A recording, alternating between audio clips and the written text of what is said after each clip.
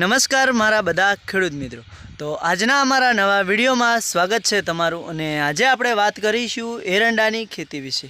તો વાલા ખેડૂત મિત્રો, મારા વિડીયોની અંદર છેલ્લે સુધી રહેજો અને વિડીયો ગમે તો કમેન્ટ કરજો।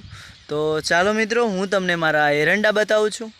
તો જો વાલા ખેડૂત મિત્રો, આ છે આપણા એરંડા અને એરંડાની અંદર આપણે કયા ખાતરો નાખ્યા છે અને કયા ખાતરો નાખીશું અને વીઘે ખેડૂતને કેટલો ઉતાર એરંડો આપે છે એ વિશે આજે આપણે ચર્ચા કરીશું।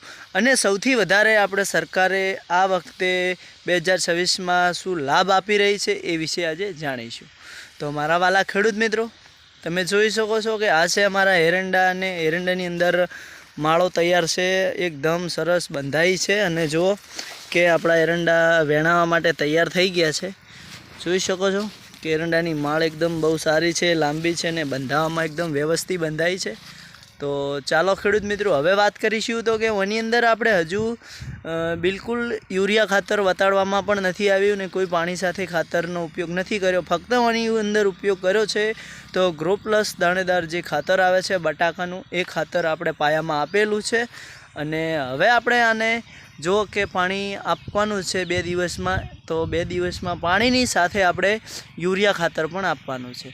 તો હવે વીઘે કેટલું આપવાનું રહેશે એ વિશે આજે આપણે જાણીશું મારા ખેડૂત મિત્રો।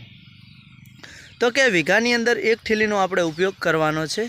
તો જો વાલા ખેડૂત મિત્રો કે આપણે એરંડા વિકાસમાં બહુ સારા છે, હાઈડમાં ખૂબ છે અને ડાલે પણ વધારે પડી ગયા છે ને માળમાં પણ એકદમ સરસ છે, એટલે કે માળમાં પણ કોઈ જોવા જેવી તકલીફ નથી, એ પણ તમારી સામે તમને જોવા મળી રહ્યા છે કે નહીં।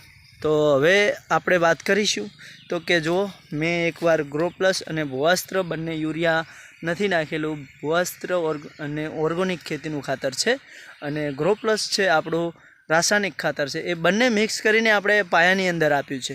અને પાયાની અંદર આ બંને ખાતરો નાખવાથી એરંડાનું રિઝલ્ટ તમારી સામે તમને જોવા મળી રહ્યું છે। તો મારા વાલા ખેડૂત મિત્રો, એકવાર તમારે આવી રીતે મારી જેમ આ ખાતરનો પણ ઉપયોગ કરી અને તમારે ચેક કરવું જરૂરી છે તમને રિઝલ્ટ કેવું મળે છે એરંડાની અંદરથી, એરંડો વીઘે કેટલો ઉતાર આપે છે એ વિશે આજે આપણે વાત કરીશું અને તમારે પણ કોમેન્ટ કરવાનું રહેશે વાલા ખેડૂત મિત્રો। તો કે જુઓ આ માળ કેવી બંધાય છે, થડથી ટોસ, અને એરંડાની અંદર ડાળીઓ કેવી છે, એરંડાનો વિકાસ કેવો છે બધો તો તમે જોઈ લીધો છે, એનો ઘટાવ કેવો છે એ પણ તમે જોઈ લીધો છે। તો હવે આગળ વધીશું તો કે મારા બધા ખેડૂત મિત્રો, એની અંદર આપણે જે ખાતરનો ઉપયોગ કર્યો છે એ જ કહી દીધું છે તમને। અને હવે વીઘે આપણે ઉતાર કેટલો ગઈ સાલ લીધો હતો કે ગઈ સાલ આપણે વીઘાની અંદરથી 45 મણનો ઉતાર મળેલો છે એરંડાની અંદરથી। અને આ વખતે અમારો વિચાર અને અમારો અંદાજ એવો છે મારા વાલા ખેડૂત મિત્રો કે 1 વીઘાની અંદરથી આપણે આ એરંડા જોઈને, એરંડાનો વિકાસ જોઈ અને એરંડાની માળો જોઈને એમ થઈ રહ્યું છે કે આ વખતે આપણે એરંડાનો વિકાસને વીઘે ઉતાર આપણે 60થી 65 મણનો લેવાનો છે। તો જો વાલા ખેડૂત મિત્રો, શું આવી માળો છે, આપણો આવો એરંડો છે અને આવા ખાતરો વાપરવાથી જો 60-65 મણનો ઉતાર વીઘે મળતો હોય તો શું આ ખાતર આપણે વાપરવું કે ના વાપરવું એ તમે કમેન્ટ કરજો। અને અમને તો એવું લાગ્યું છે કે આ ખાતર વાપરવું જરૂરી છે અને ખેડૂતોને ફાયદો પણ રહે છે, તો આપણે તો આ ખાતરનો ઉપયોગ કરીશું। તો મારા વાલા ખેડૂત મિત્રો, તમારે પણ આ ખાતર એકવાર વાપરી ટેસ્ટ મારવો જરૂરી છે। તો આજના વિડીયોમાં આટલું જ। વિડીયો ગમે હોય તો કમેન્ટ કરજો। જય જવાન, જય કિસાન, અને નેક્સ્ટ વિડીયોમાં ફરી મળીશું। જય બાબારી।